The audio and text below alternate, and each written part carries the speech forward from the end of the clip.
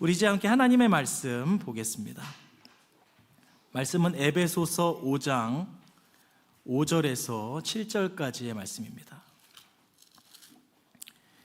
신약성경 에베소서 5장 5절에서 7절의 말씀, 신약성경 315페이지에 있습니다. 우리가 하나님의 말씀을 경외함으로 자리에서 일어나셔서 다 같이 한 목소리로 말씀 봉독하겠습니다. 너희도 정녕 이것을 알거니와 음행하는 자나 더러운 자나 탐하는 자 곧 우상 숭배자는 다 그리스도와 하나님의 나라에서 기업을 얻지 못하리니 누구든지 헛된 말로 너희를 속이지 못하게 하라. 이로 말미암아 하나님의 진노가 불순종의 아들들에게 임하나니 그러므로 그들과 함께하는 자가 되지 말라. 아멘. 자리에 앉으시겠습니다. 우리가 지난 주일에는 우리가 벗어야 할 옷과 입어야 할 옷이 무엇인지, 우리가 거룩한 삶, 구별된 삶을 살기 위해서 벗어야 할 옷과 입어야 할 옷에 대해서 함께 말씀을 나누었습니다. 그래서 거짓의 말을 벗고 참된 말로 옷 입으며, 또 잘못된 분노의 옷은 벗고 의롭고 절제된 옷을 입고, 또 도둑질의 옷은 벗고 성실과 나눔의 옷을 입으며, 여러 악한 옷들은 벗고 그 대신에 친절의 옷을 입으며, 또 절제 없는 쾌락의 옷을 벗고 하나님이 재어주신 울타리 안에서 넘치는 감사의 옷을 입자고 하는 그 말씀들을 함께 살펴보았습니다.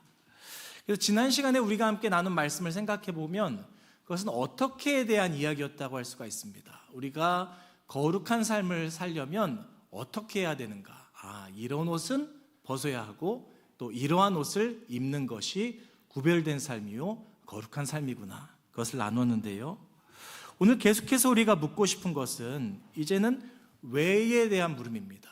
그러면 우리는 왜 구별되어져야 될까? 우리는 왜 거룩한 삶을 살아야 하는가? 우리가 어떻게 보면 때로는 이것은 귀찮은 것일 수도 있고 내 안에 부담되는 것이 될 수 있음에도 불구하고 끊임없이 내가 이 삶에 충성하고 이 삶에 나의 삶을 드려야 하는 이유는 무엇인가라고 할 때 그것에 대한 왜라고 하는 것에 대한 답변들이 오늘의 말씀에서부터 이후로 21절까지 이어져 있습니다. 그래서 한 4가지 정도가 되는데요. 그 중에 오늘은 첫 번째 주제인 5절부터 7절의 말씀, 확실한 심판이라고 하는 제목으로 함께 잠시 말씀을 나누겠습니다. 절별로 같이 좀 우리가 살펴보려고 하는데요. 먼저 여러분 5절 말씀 다시 한번 보시면요. 여기 이렇게 말씀합니다. 너희도 정녕 이것을 알거니와 음행하는 자나 더러운 자나 탐하는 자 곧 우상 숭배자는 다 그리스도와 하나님의 나라에서 기업을 얻지 못하리니 라고 말씀하고 있습니다. 사도 바울은요, 앞에서 우리가 이야기했던 여러 벗어야 할 옷들을요 이렇게 다시 한번 추려서 3가지 정도로 말하고 있습니다.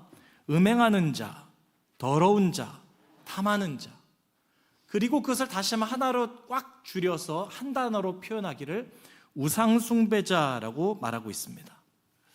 여러분, 우상숭배자는 오늘 말씀에 의하면 그리스도와 하나님의 나라에서 기업을 얻지 못한다는 것입니다. 우상숭배자란 어떤 사람일까요? 앞에서 말씀한 대로 음행하는 자, 더러운 자, 탐하는 자라고도 하지만 보통은 우리가 우상숭배자라고 하면은 그런 모습들을 떠올리게 됩니다. 어떤 신상을 만들어 놓고 거기 절하고 그것을 숭배하는 건 말이죠. 근데 사도 바울은 그런 어떤 겉으로 드러나는 종교 행위가 아니라 다 마음에 대한 것들을 이야기하지 않았습니까? 음행과 더러운 것과 탐하는 것들 말이죠. 근데 그것이 우상숭배하는 것이 맞는 것은 엄밀히 말하면 우상숭배라고 함은 하나님이 자리하셔야 되는 그곳에 자신이 대신 자리하여서 영광을 받고 거기 섬김을 받는 그 모든 것, 그게 우상이라고 할 수가 있는 것입니다. 그러니까 하나님은 없이도 내가 살겠는데 나는 이것 없이는 못 살겠다라고 하여서 하나님보다 내가 더 의지하는 것, 내가 더 믿고 따르는 그 어떤 것이 바로 우상숭배가 될 수 있더라는 것입니다. 그래서 우리 가운데 그 우상숭배는 그리스도인으로서 하지 말아야 될 것인데 우상 숭배자가 왜 되지 말아야 하는가 하니 말씀에서 보니까 앞서도 말씀드렸지만은 그리스도와 하나님의 나라에서 기업을 얻지 못한다라는 것입니다. 쉽게 말씀드리면 기업을 얻지 못한다는 것은 심판받는다는 것입니다. 하나님의 나라를 누릴 수 없더라는 것입니다. 여러분, 제가 때로 설교 말씀 전할 때 치유되고 회복되고 축복받고 이런 성경 본문이 나오면요, 신나서 전하다가도요, 오늘 말씀처럼 하나님이 유업을 받지 못한다, 심판받는다, 이런 말씀 전하면 저도 부담되거든요, 여러분. 그런데 전해야만 합니다. 왜냐하면 여러분, 우리는 하나님을 믿는다고 하는 것은 내 욕구 따라, 내 감정 따라, 내 마음 가는 대로 이랬다가 저랬다가 할 수 있는 것을 믿을 수 없기 때문입니다. 여러분, 우리가 지혜로운 자라고 한다면은 말씀 앞에 겸허히 설 필요가 있습니다.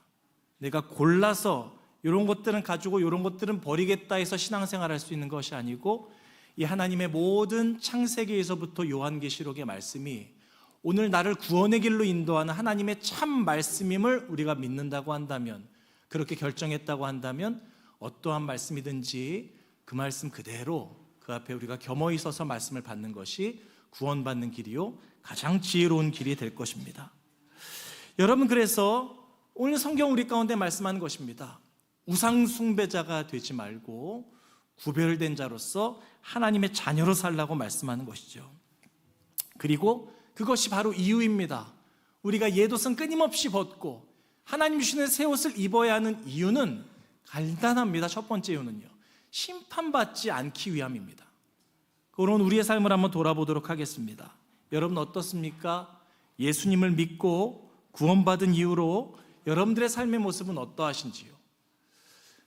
가끔 보면 예수 믿고 구원받았음에도 불구하고 우리는 때로 옛옷을 입고 살아가는 것 같은 때가 있습니다. 때로는 죄에 흔들리기도 하고 넘어지기도 하고요, 그렇게 하나님 뜻에 반대되는 삶을 살아갈 때도 있더라는 것입니다. 그럼 여러분 스스로에게 한번 어떻게 성경 말씀을 통해서 답을 내리시겠습니까? 나는 구원받지 못한 것입니까? 나는 심판받아야 할 자입니까? 어떻게 되는 것일까요, 여러분? 오늘 성경 말씀을 통해서 우리가 좀 선을 명확하게 그어볼 필요가 있습니다.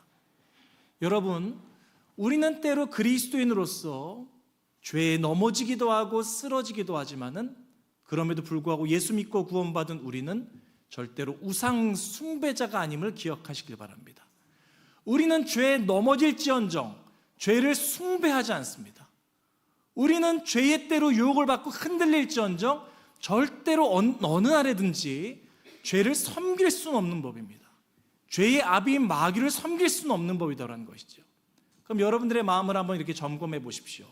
내가 거듭난 그리스도인이라고 한다면 나는 마음 안에서, 우리 다 때로는 죄에 넘어지는 연약한 존재들이거든요. 그런데 이거 하나만 한번 물어보자는 것입니다. 나는 마귀를 섬기고 죄를 섬기는가, 하나님을 섬기는가?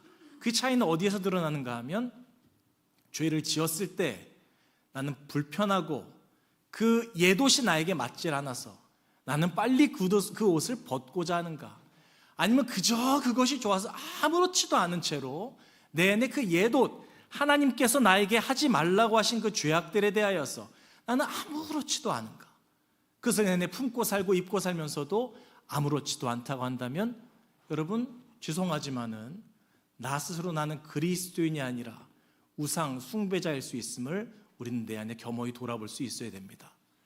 왜냐하면 그리스도인이라고 한다면 연약하여 넘어질지언정 우상을 숭배하지는 않기에 내 죄가 부끄럽습니다. 그 유혹이 흔들렸을지언정 그것을 즉각적으로 벗어내고 회개하기를 원하는 마음이 우리 안에 있습니다. 그것이 그리스도인인 것입니다. 그런데 우상을 아예 숭배해버리게 되면, 그 유혹이 흔들리는 것 정도가 아니라 숭배하는 자가 되어버린다고 한다면 그 옛옷이 아무렇지도 않은 것입니다. 그리고 그 결과는 오늘 말씀에 따르면 심판받게 된다, 우리 가운데에 경고하고 있더라는 것입니다. 우리 사랑하는 성도 여러분, 그래서 오늘 이 아침 우리는 우리의 마음을 한번 조심스럽게 돌아볼 필요가 있습니다. 죄에 넘어질 때마다 우리의 마음 상태를 한번 점검해 보자는 것입니다. 그래서 예수 믿은 하나님의 자녀라고 한다면 내 안에 때로는 죄에 넘어질지언정 다시 한번 그 죄를 경계하고, 내가 지금 걸치고 있는 옷 중에 죄악의 옷이 있다고 한다면 즉각적으로 벗어날 수 있는 그 순종이 우리 가운데 있을 수 있기를 주님의 이름으로 부탁을 드리겠습니다. 그리고 나아가서 예수 그리스도의 십자가 보혈을 의지하여 회개하고 결단함으로 나는 오직 하나님만 섬기리라, 나의 마음의 중심은 늘 예수 그리스도를 나의 구주로 모셔드리면서 살아갈 수 있는, 오늘 특별히 종려주일에 왕 되신 예수님이 그 성에 행차하시는 그날에 내 마음의 성 가운데 주님께서 찾아오신다고 한다면 내 문을 활짝 열고 예수님만이 나의 왕심을 고백하며 그분을 모셔드릴 수 있는 우리 복된 믿음의 성도들이 다 되시기를 주의 이름으로 간절히 축원합니다. 그리고 여러분, 나아가서 여기 6절의 말씀을 보시게 되면 누구든지 헛된 말로 너희를 속이지 못하게 하라라고 하는 권면이 있습니다. 여러분, 사도 바울이 살아가던 당시에 헛된 말로 속이는 이들이 있었습니다. 그러니까 이단 사설들이 있었다는 것입니다. 특별히 대표적으로 영지주의자들이 있었는데요, 영지주의자들은 애초에 헬라 철학 가운데에서 육신은 아주 별 볼 일이 없고 영혼만이 가치가 있다라는 것을 전파하던 자들이었습니다. 근데 그것이 그리스도교와 섞여서 어떤 사상들을 가져오게 했는가 하면은 육신은 아무 쓸데없고 보잘것이 없다, 그리고 영혼만이 소중하다. 어떻게 보면 여러분도 그럴싸하시죠? 그치, 영혼이 소중하지라고 하는 생각이 드시잖아요. 그런데 여러분, 그것을 가지고 어떤 이야기들을 이어서 했냐면, 그래서 육신은 어차피 이 땅에 두고 갈 것이기 때문에 마음대로 죄를 짓고 더럽혀도 어차피 놓고 갈 것이기 때문에 상관이 없다라고 하는 가르침을 전한 것입니다. 그리고 더 나아가서 애초에 그리스도인들은 육신을 소홀히 대하지 않습니다. 왜냐하면 우리는 몸의 부활과 영생을 믿는 자들이기 때문에 그렇습니다. 예수님께서 그것을 증거로 보이셨고, 언제가 장차 주님께서 다시 오실 때 우리는 영광스러운 몸을 입고, 그러니까 어디 영혼으로 이렇게 보이지 않는 존재로 하늘을 날아다니는 것이 아니라 주님께서 우리를 다시 살게 하실 것을 꿈꾸는 자들이기 때문입니다. 영지주의자들은 이단이었거든요. 근데 그들의 가르침이 속에 들어와서 결국에 뒤죽박죽 섞어놓은 것이 무엇인가 하면 여기 심판을 흐려지게 만든 것입니다. 선과 악을 대충 얼버무려 놓고, 그래서 마땅히 내 마음대로 살고자 하는 욕구들에 그냥 문을 열어주어서 함부로 죄짓고 그냥 거기에 더러운데 내 몸을 방치하게 하는 것들에 거기에 기회를 준 것이, 거기에 면죄부를 허락해 준 것이 영지주의자들의 가르침이었더라는 것입니다. 그런데 여러분, 그러한 가르침은 시대마다 있었습니다. 구약시대 가운데에서 이스라엘의 왕 중에 악한 왕이 있을 때마다 거짓 선지자들은 늘 그런 말 했습니다. 잘하고 있습니다. 하나님께서 또 내일도 축복하시고 모레도 축복하실 것입니다. 옆에서 간사하게 그들 옆에서 자신들의 입속을 차리며 거기서 그러한 말들로 현혹하였고, 오늘날의 시대 가운데에서도 하나님이 자비의 하나님이신데 무슨 심판이라고 하는 것이 있을 수가 있겠냐, 어떻게 지옥이라고 하는 것이 있을 수가 있겠느냐, 적당히 그냥 그렇게 살아도 다 되는 거지 라고 말하는 이들도 있는 것입니다. 그리고 번영신학이라고 해서 오직 물질의 축복만이 전부인 것처럼 말하는 그러한 만약에 목회자가 있다고 한다면 여러분들은 그것을 경계하셔야만 합니다. 하나님 앞에서는 우리는 두 가지를 볼 수 있습니다. 하나님은 사랑과 자비가 풍성하신 하나님임과 더불어서 그분은 공의의 하나님이십니다. 그분이 얼마나 우리를 사랑하셨는가 하니 하나밖에 없는 예수 그리스도를 우리에게 내어주시는 것을 아끼지 아니하시고 전부를 내어주신 것이 하나님 아버지의 사랑이셨습니다. 그런데 다른 한편에서는 하나님께서 왜 공의의 하나님이신가 우리가 생각해 볼 때에 십자가가 그 두 가지가 다 만나는 지점입니다. 그렇게 생각할 수도 있잖아요. 아니 그냥 좀 하나님 대충 넘어가 주셔서 꼭 아들을 주셔야만 한데 십자가에서 그분이 나의 죄를 대신해서 그렇게 피 흘려 주셔야만 하는 거야? 그냥 넘어가면 안 되는 거야? 대충 지나가면 안 돼? 라고 말할 때 하나님은 분명한 공의의 하나님이시기 때문에 그분은 어떤 우리 안에 있는 죄악들을 그냥 그렇게 좋은 게 좋은 것처럼 넘겨 짚어버리시는 하나님이 아니시기에 그분이 선택하신 것이 십자가입니다.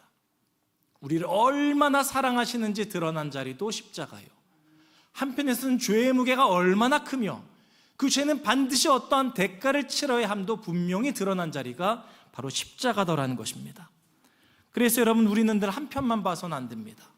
우리를 사랑하시는 그 하나님께서는 다른 한편에서는 흠이 없으신 완전한 선이시며 완전한 의로움이신 하나님으로 이 세상을 다스리시고 마침내 심판하실 하나님임을 여러분 기억하시기를 바랍니다. 그래서 보통 사람들은 다 그런 하나님을 꿈꾸거든요. 인자하고 자비하신, 마치 우리 옆집에 사는 친절한 옆집 아저씨 같은 하나님, 그냥 허허하고 뭐든지 좋은 게 좋은 거지라고 한 하나님이 되어주기를 막 그렇게 바라고 있습니다. 그런데 여러분, 한번 뒤집어 생각해 보십시오. 하나님이 정말 이 온 세상을 지으신 창조주께서 계신데, 그 신께서 혹 우리를 향하여서 공의로우신 분이 아니라 아예 그냥 좋은 게 좋은 거지 뭐 라는 그런 신이라고 한다면, 여러분 재판관만 생각해 보시길 바랍니다. 우리 대한민국에 이 재판정이 있는데 앞에 있는 판사가 마음씨가 너무 좋은 거예요. 극악무도한 살인범이었는데 아유 너무 불쌍하다, 한 번만 봐주자, 풀어주고, 또 그 다음에 또 어떤 살인을 저지른 사람이었는데 오늘은 내 마음이 아무리 그랬어, 이거는 그냥 풀어주는 게 좋겠다, 풀어주고, 정신없이 풀어줘서 모든 그 법 질서가 무너진다고 생각해 보십시오. 여러분, 그러한 세상이 과연 천국이겠습니까? 그거보다 더 큰 지옥이 어디 있겠습니까? 그런데 여러분은 유독 하나님께서 심판하신다고 하면 선악간에 완전한 그분의 의로움으로 무언가를 심판하신다고 말씀하시는데, 왜 우리는 그것 앞에서 볼멘 소리를 하고 어떻게 사랑의 하나님이 그러실 수가 있어 라고 말할 수 있는 것일까요? 여러분, 하나님이 공의의 하나님이심을 우리는 감사해야 합니다. 마땅히 죄악에 대하여서 재판하시고 심판하시고 교정하시고 바로 잡으시는 분이, 그것이 우리가 믿는 하나님이기에 우리 안에 소망이 있는 것입니다. 그리고 그 하나님의 사랑과 공의가 온전히 만나서 충족된 자리가 우리가 지금 날마다 이 고난주간 속에 기억하는 예수 그리스도의 십자가임을 여러분 기억하시기를 바랍니다. 여러분, 그래서 거짓 선지자들의 말을 경계하고 조심하십시오. 하나님은 그저 우리 안에 달콤하고 몽글몽글한 말만 해주면서 얼마나 힘들었니, 얼마나 아팠니, 때로 그 말씀 주님께서 우리에게 하시죠. 근데 우리의 죄악에 대해서는 한 번도 말씀하시지 않은 채로 그저 나의 힘든 것만, 그런 것만 보살피시고 더 잘해줄게, 축복해줄게, 그 말씀 우리에게 주님 하실 수가 있습니다만, 오직 거기에 매몰되어서 때로 우리가 죄 가운데 방황할 때 우리 향해서 따끔하게 충고하시면서 너 거기서 돌이켜라 라고 하는 주의 말씀에 귀를 닫고, 그 하나님은 그냥 박물관에다 박제시켜 놓은 채로 하나님은 나에게 그냥 이런 하나님만 되어주세요 라고 신앙생활한다면, 오늘 말씀 속에 있는 거짓 사설들, 영지주의자들, 구약시대의 거기 거짓 선지자, 오늘날의 번영신학자와 하나도 다르지 않음을 여러분 기억하시기를 바랍니다.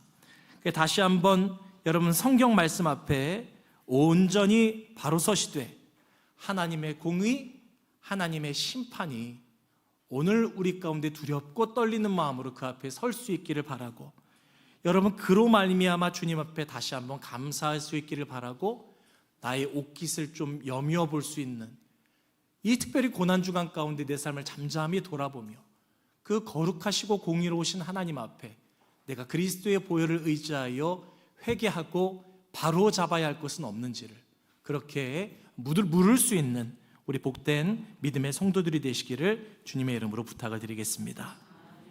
그리고 끝으로 7절 말씀인데요, 7절 말씀에서 보니까 이렇게 말씀합니다. 그러므로 그들과 함께하는 자가 되지 말라라고 말씀하고 있습니다. 여러분, 이 말씀 가만히 보면 그들과 함께하는 자가 되지 말라, 하나님 너무 폐쇄적이신 건 아닌가? 하나님 너무 이렇게 선을 그으시고 단호하신 것 아닌가? 그런데 여러분 오해하시지 말 것은, 예수님 비유로 말씀하실 때 너희는 빛이다 소금이다라고 말씀하실 때요, 너희는 세상의 빛이고 세상의 소금이다 이렇게 말씀하셨거든요. 이 말은 세상에서 담 쌓고 산으로 들어가고 어디 동굴 들어가 숨어 살아라고 말씀하신 것이 아니라 세상 한복판에 있으라고 말씀하신 것입니다. 거기서 빛되고 거기서 소금되라는 말씀이거든요. 그럼 오늘 이 말씀과 상충되는 것일까요? 함께하는 자가 되지 말라고요? 여러분, 여기 함께하는 자가 되지 말라고 하는 말씀은 헬라어 원뜻으로 보면 숨메토코이라고 하는 단어를 쓰는데, 그대로 해석하면 그렇습니다. 한편이 되는 것. 그러니까 오늘 말씀은 그대로 원어대로 해석하면은 함께 하지 말라라고 하는 말 안에는 좀 둥글둥글하지, 이렇게 더 넓잖아요. 의미가 더 자세하게 구체적으로 분명하게 명확하게 말씀드린다면 그들과 한 편이 되지 말라. 세상 속에 있지만은 누구 편인지를 분명히 해라. 하나님 나라 백성으로 살고 하나님 집안의 가문에 그 집안의 자녀로서 살고 하나님 편에 서서 하나님 뜻대로 사는 자가 되라는 것입니다. 어디에 있든지, 가정에 있을 때에든 교회에 있을 때에든 직장과 세상 한복판에 있을 때에든 하나님의 사람으로서 거기 살아라. 뒤섞이지 말아라. 마음을 거기 물들지 말아라. 그 말씀 지금 오늘 우리 가운데 주시고 계시는 것입니다. 여러분, 확실한 심판 앞에서 오늘 다시 한번 우리의 마음을 돌아볼 수 있어야 됩니다. 우상 숭배하는 자가 되지 않도록, 그리고 오늘 우리 가운데 다시 한번 온전히 주님과 함께하는 자로서, 우리가 구별된 자로서 살아가는 자가 되어야 하되, 그래서 함께하는 자가 되지 않고 그 한편에 서는 자가 되지 아니하는 자로 서야 할 것이고, 하나님의 공의 그것을 잊지 않고 든든히 그분의 심판 앞에 두렵고 떨리는 마음으로 오늘 우리의 삶을 세워갈 수 있는 믿음의 성도들이 다 되어지시기를 주님의 이름으로 축원합니다. 그래서 말씀 정돈하겠습니다. 여러분, 오늘의 이 말씀은 우리 가운데 꽤나 부담스러운 이야기이지만은 또한 우리를 바른 길로 인도하시는 참 고마운 말씀임을 기억하십시오. 시편 23편 말씀에서 보면 하나님께서는 우리의 목자가 되셔서 푸른 초장과 쉴만한 물가로 우리를 인도하시지만은 때로 사망의 음침한 골짜기를 지나는 때에는 지팡이와 막대기로 우리를 안위하신다고 했습니다. 지팡이와 막대기는 조금 여러분 무서운 것입니다. 지팡이가 이렇게 끝이 고리가 있잖아요. 양 목을 잡아 확 끌어당겨야 되는 것이에요. 우리 가운데 불쾌할 수 있고 불편할 수 있단 말입니다. 막대기로 양을 치면 양은 아플 수도 있어요.